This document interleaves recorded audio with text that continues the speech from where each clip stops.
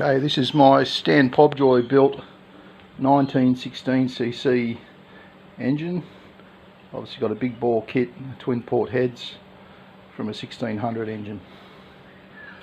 So silly me, I've just run the engine in, and the alternator sitting here was the old original alternator off my old engine. The clamp snapped and through the belt, and before I knew it I'd melted a hole in the cylinder head on 3 and 4. So new cylinder heads just arrived today. Sent it back up to Stan. Stan's machined it out to 94mm for me. I'm just going to do a little bit of cleaning up of the head. Very mild cleaning up. Like I said, I'm not going to go silly, but just a tickle with a die grinder in the exhaust ports, as I've done on the other side. I'm going to lap the valves slightly just to make sure they are seating really nice. What I've done on this cylinder, these gaskets are a larger gasket.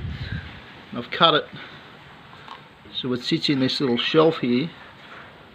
So when I put it together, the carbies are obviously off the car because they won't fit till I put the engine in.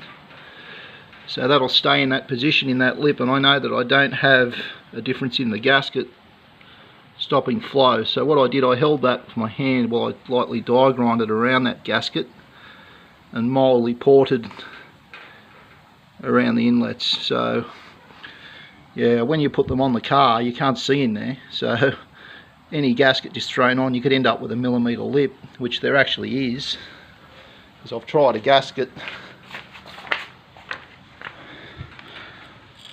on this manifold and you can see the pink texture mark.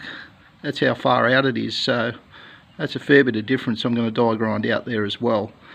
So if I port match the inlet manifolds on both heads, a little bit of mild porting on the exhaust, nothing too ridiculous. Done a little bit on this side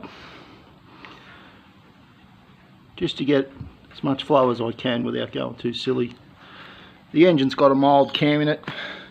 It hasn't got a counter weighted crank or anything like that, so I'm not going to go too silly with any of the head work. Anyway, I'll finish the video here.